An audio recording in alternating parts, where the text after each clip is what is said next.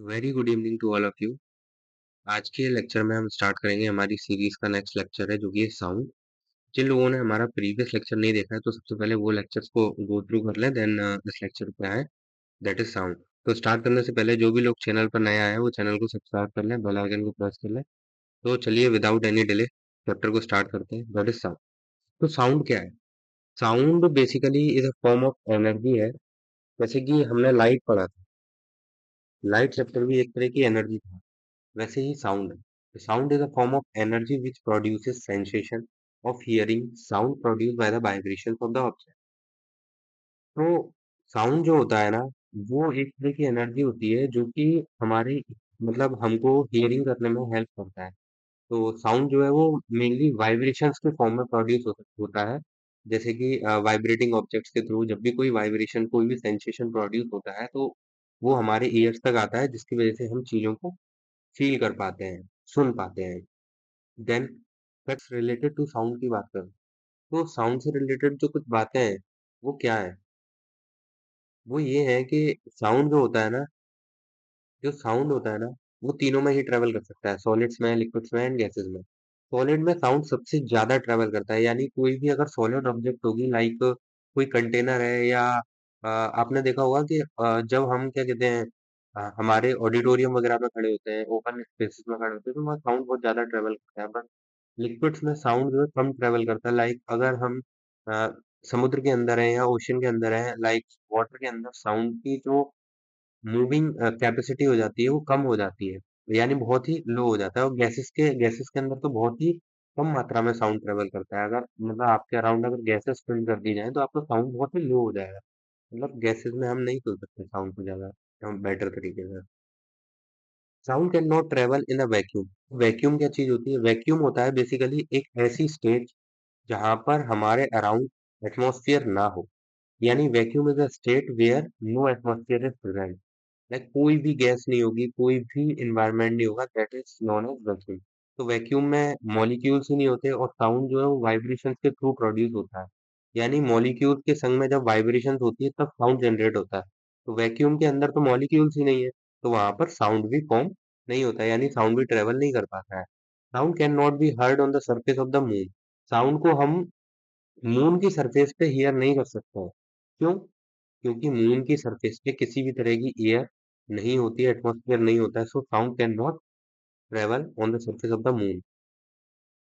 Next अगर मैं बात करूं, हमने प्रीवियस लेक्चर में देखा था लाइट, और अगर मैं लाइट और साउंड को कंपेयर करता हूं तो लाइट की जो स्पीड होती है ना, वो मतलब ये समझना सबसे तेज लाइट होती है पूरे वर्ल्ड में। जो सबसे ज्यादा स्पीड है that is the speed of light, जो कि होती है 3 × 10⁸ यानी बहुत तेज स्पीड होती है लाइट की। अब वहीं अगर मैं साउंड की बात करूं तो 380 मीटर पर सेकेंड, यानी 380 मीटर पर सेकेंड, यानी 1 सेकेंड में सिर्फ और सिर्फ 380 मीटर ही ट्रेवल कर सकता है साउंड। जिसका रीजन है, मतलब अगर मैं इसको एक्सप्लेन करूं इन अ बेटर वे, तो हमने दीपावली के टाइम पे, दिवाली वगैरह के टाइम पे देखा होगा कि जब हम फायर क्रैकर्स बर्न करते हैं तो जो रॉकेट होते हैं उनकी लाइट्स हमको पहले दिखाई देती है, देन साउंड आता है। क्योंकि साउंड की स्पीड होती है कम एंड लाइट की स्पीड होती है ज्यादा। तो लाइट हाई स्पीड के साथ हमारी आईज तक पहुंच जाता है as compare to the sound. अब अगर मैं बात करूं, speed of sound depends on the nature. अब साउंड की स्पीड नेचर पे डिपेंड करती है, किसके नेचर पे? मटेरियल के नेचर पे जिसमें से ये ट्रेवल कर रही है। जैसा कि अभी मैंने आपको पीछे बताया था, सॉलिड्स के अंदर साउंड की स्पीड बहुत ज्यादा होती है, लिक्विड्स के अंदर और थोड़ी कम होती है एंड गैसेस के अंदर बहुत कम होती है। तो वही वही बात यहाँ कही गई है कि स्पीड ऑफ साउंड जो होता है वो नेचर ऑफ द मटेरियल पे डिपेंड करता है कि वो सॉलिड्स में से ट्रेवल कर रहा है, गैसेस में से ट्रेवल कर रहा है या लिक्विड्स में से ट्रेवल कर रहा है। देन टेम्परेचर का भी इसमें इम्पैक्ट पड़ता है and humidity of the air, कि आपकी एयर में मॉइस्चर कितना है। देन फीचर्स ऑफ साउंड की बात करूं तो साउंड को हम किस तरीके से मतलब एक कंपेयर करते हैं, मेजर करते हैं, तो साउंड को बेसिकली हम देखते हैं लाउडनेस की फॉर्म में। तो व्हाट इज लाउडनेस? तो लाउडनेस जो होती है डिग्री ऑफ सेंसेशन होती है sound produce in the year. जो भी साउंड हमारे ईयर्स में प्रोड्यूस हो रहा है, यानी जो भी सेंसेशन ऑफ साउंड हमारे ईयर्स में प्रोड्यूस हो रही है, उसकी डिग्री क्या है, यानी वो कितनी तेज है और कितनी स्लो है, that is known as loudness. ये जो होती है डायरेक्टली प्रोपोर्शनल होती है to the square of the amplitude of the vibration. जो भी वाइब्रेशंस जनरेट हो रही है उनका जो एम्पलीट्यूड है उसके डायरेक्टली प्रोपोर्शनल होती है उसके स्क्वायर के। अब ये एम्पलीट्यूड क्या है, अगर मैं बात करूं एम्पलीट्यूड की, तो एम्पलीट्यूड होता है बेसिकली वाइब्रेशंस जब प्रोड्यूस होती है तो उनके बीच में कितना मूवमेंट हो रहा है, दिस इज द डिस्प्लेसमेंट। अगर मैं बात करूं यहाँ पे देखो, यहाँ पे डिस्प्लेसमेंट बहुत कम है और यहाँ पे डिस्प्लेसमेंट बहुत हाई है, दिस इज एम्पलीट्यूड। तो जितना ज्यादा एम्पलीट्यूड का साउंड होगा उतनी ज्यादा उसकी लाउडनेस होगी। और इस लाउडनेस को मेजर करते हैं किसमें, डेसिबल में। यानी यूनिट ऑफ साउंड क्या है, डेसिबल। तो यूनिट ऑफ फोर्स क्या थी, Newton. And unit of friction क्या थी, न्यूटन। वैसे ही यूनिट ऑफ लाउडनेस क्या है, मतलब साउंड की यूनिट क्या है, डेसिबल। तो डेसिबल की फॉर्म में ही साउंड को मेजर किया जाता है। देखते हैं नेक्स्ट, हम बात करते हैं पिच की। What is pitch. अच्छा, लाउडनेस तो हो गया बेसिकली कि साउंड की इंटेंसिटी कितनी है, तो मतलब वो कितना तेज सुनाई दे रहा है और कितना स्लो सुनाई दे रहा है। अगर मैं बात करूं पिच की, it distinguish between flatter and shrill sound, यानी मोटी और पतली आवाज। आपने ये तो देखा होगा कि बहुत तेज आवाज है या बहुत स्लो आवाज है। कुछ लोगों की आवाज बहुत मोटी होती है, कुछ लोगों की आवाज बहुत ही पतली होती है। It is mainly depend on the frequency of the sound. ये डिपेंड करता है किस पे, फ्रिक्वेंसी ऑफ द साउंड, कि कोई इंसान कितना मतलब साउंड को जनरेट कर रहा है, इंसान हुआ, इंसेक्ट हुआ या कोई भी ऑब्जेक्ट, साउंड को कितना जनरेट कर रही है, that is frequency of sound पर सेकंड। अब जैसे मैन, जो आदमी लोग होते हैं उनकी कम होती है compare to the women, women की ज्यादा होती है। बच्चों की पिच और ज्यादा होती है और इंसेक्ट्स की तो बहुत ज्यादा होती है। जैसे देखा है ना, ये एक मच्छर होता है, मच्छर कैसे करता रहता है सारा दिन। तो वही, वैसे ही एक मॉस्किटो जो होता है ना, वो कानों में आके एकदम बहुत इरिटेट कर देता है हमको, क्योंकि उसकी क्या होती है, उसकी फ्रिक्वेंसी ऑफ साउंड यानी पिच बहुत ज्यादा होती है। यानी वो पर सेकंड में बहुत ज्यादा वर्ड्स बोल देता है ना, बिल्कुल चाइनीज बोल के जाता है कानों में। फिर हम क्या करते हैं, इस मॉस्किटो को पपा निपटा देते हैं। फिर एम्पलीट्यूड, फ्रीक्वेंसी और टाइम पीरियड। अगर मैं बात करूं एम्पलीट्यूड, फ्रीक्वेंसी और टाइम पीरियड को डिटेल में डिस्कस करने की, एम्पलीट्यूड बेसिकली होता है कि जो वाइब्रेशंस जनरेट हो रही हैं, जो वेव्स जनरेट हो रही हैं, जो साउंड वेव्स जनरेट हो रही हैं, ये साउंड वेव्स पता है मेजर की जाती है पर्टिकुलर इंस्ट्रूमेंट्स के थ्रू। तो ये जो साउंड वेव जनरेट हो रही है इसके बीच में ये जो डिस्प्लेसमेंट होता है, दिस, यानी ये अपनी मीन वैल्यू से कितना ऊपर और कितना नीचे है, दैट इज एम्पलीट्यूड। और एक वेव में और दूसरी वेव में जो डिफरेंस होता है, दैट इज टाइम पीरियड। अब अगर मैं बात करूं टाइम पीरियड की, तो टाइम पीरियड समझ में आ गया होगा, आई होप एम्पलीट्यूड भी आप लोगों को समझ में आ गया होगा। अब देखते हैं फ्रीक्वेंसी क्या है। तो फ्रीक्वेंसी होती है वन अपॉन टाइम पीरियड, यानी जितना जितना ये वेव्स में डिस्प्लेसमेंट हो रहा है पर unit time, that is known as frequency. अब मॉस्किटो था जिसको हमने देखा, इसकी वेव्स में डिस्प्लेसमेंट बहुत ज्यादा था, इसकी फ्रिक्वेंसी बहुत ज्यादा थी, यानी ये बहुत जल्दी जल्दी जल्दी जल्दी जल्दी जल्दी बोल रहा था चीजों को, बहुत जल्दी जल्दी।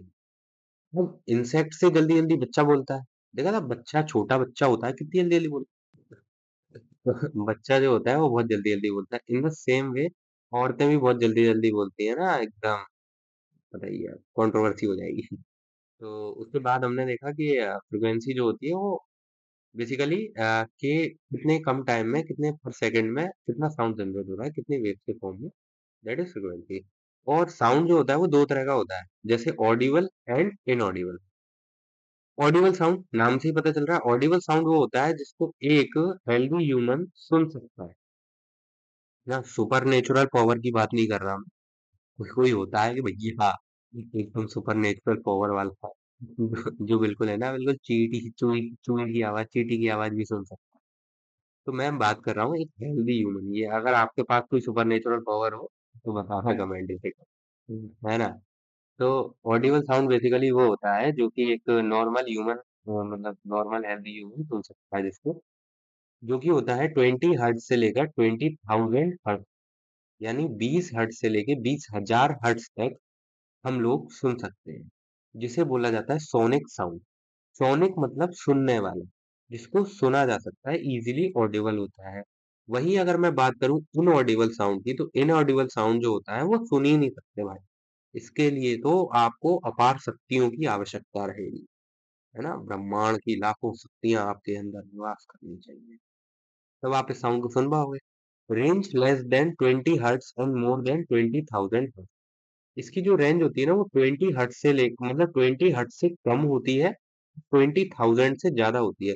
अगर कोई इंसान 20,000 से ज्यादा सुन लेता है, तो उसके ईयर से खून होगा, ईयर ड्रम वगैरह वो एकदम हिल जाएंगे भाई।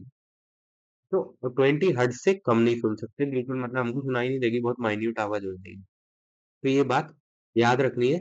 तो साउंड उन इनऑडिबल रेंज, और जो इनऑडिबल रेंज का जो साउंड होता है उसको बोलते हैं अल्ट्रासोनिक।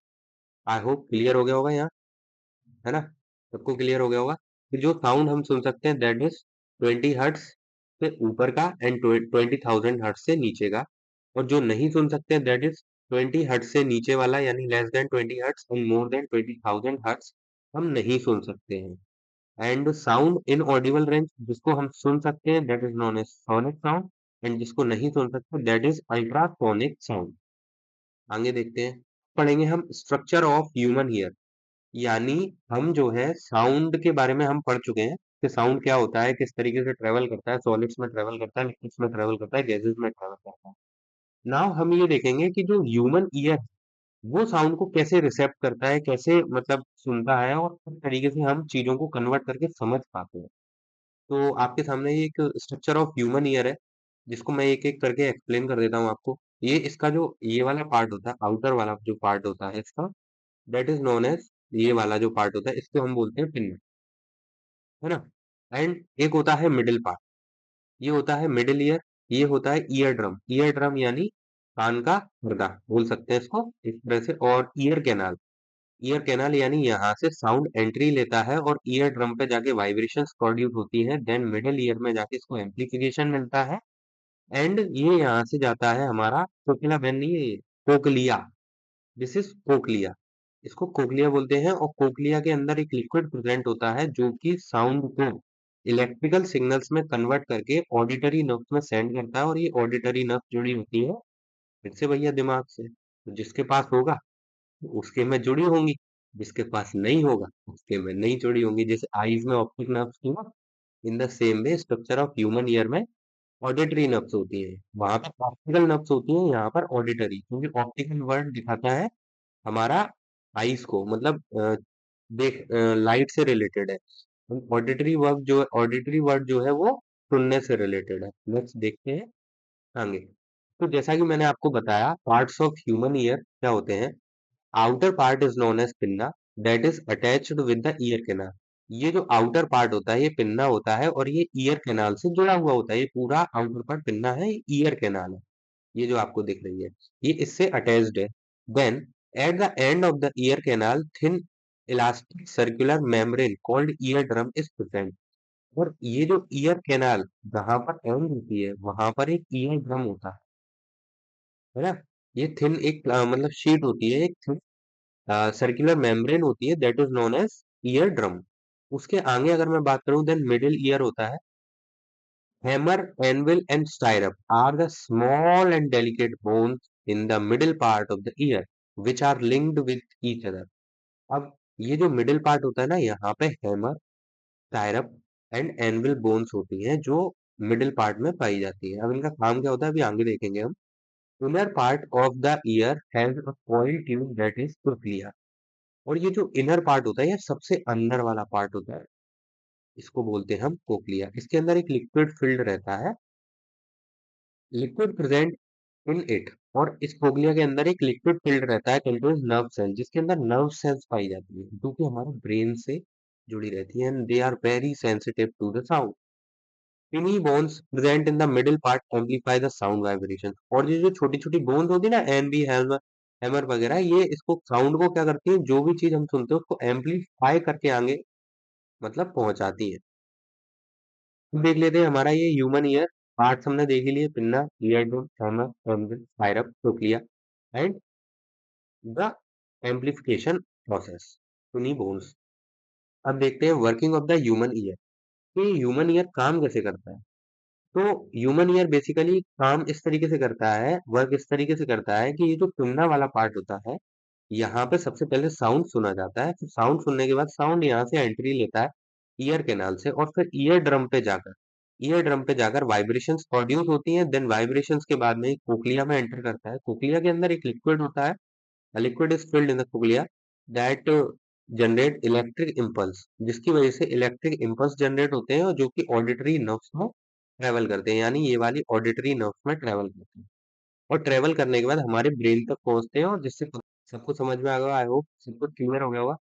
अगर आप चाहते हो तो देख लो, एक बार और रिपीट कर देता हूँ मैं। सबसे पहले यहाँ साउंड आता है, देन ईयर कैनाल में जाता है, ईयर कैनाल में जाने के बाद ईयर ड्रम पे वाइब्रेशन जनरेट होती है। वाइब्रेशंस प्रोड्यूस होने के बाद में ये जो मिडिल पार्ट होता है, इसमें तीन तरह की बोन्स होती है, स्मॉल बोन्स, जो कि क्या करती है, एम्पलीफाई करती है साउंड को। देन वो जाता है कोक्लिया में, कोक्लिया में होता है एक तरह का लिक्विड, और लिक्विड क्या करता है, उसको इलेक्ट्रिक इम्पल्स में चेंज करके ऑडिटरी नर्व्स में ट्रांसफर करता है, और ये ऑडिटरी नर्व्स जाती है हमारे ब्रेन की, जिससे हम साउंड को सुन लेते हैं। आई होप चैप्टर सब क्लियर होगा। हमने सब कुछ पढ़ लिया है आज, है ना। अब देखते हैं हम आगे क्वेश्चंस की तरफ। तो पहला क्वेश्चन है, pitch of the sound is determined by.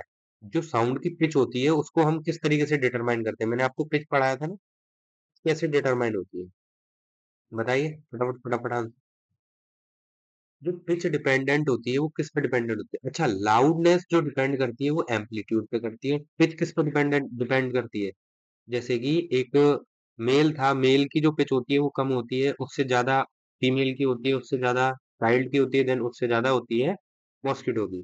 तो ये किस पे डिपेंड कर रही है, ये डिपेंड कर रही है frequency. Then next question is, sound can not travel through. Sound किस में से ट्रेवल नहीं कर सकते हैं, एयर में से, वाटर में से, वैक्यूम में से, आयरन में से। अच्छा, साउंड सॉलिड में भी ट्रेवल कर रहा था, गैसेस में भी ट्रेवल कर रहा था, एंड लिक्विड में भी ट्रेवल कर रहा था। तो वाटर तो लिक्विड होता है, एयर गैस होती है, एंड आयरन सॉलिड होता है, तो साउंड वैक्यूम में से ट्रेवल नहीं करेगा। Then the third question is, loudness of a sound is measured in. जो साउंड की लाउडनेस होती है वो किससे मेजर की जाती है, मतलब किस पे डिपेंडेंट होती है। तो ये आपको होमवर्क में बताना है, ये आपका क्वेश्चन रहेगा होमवर्क का।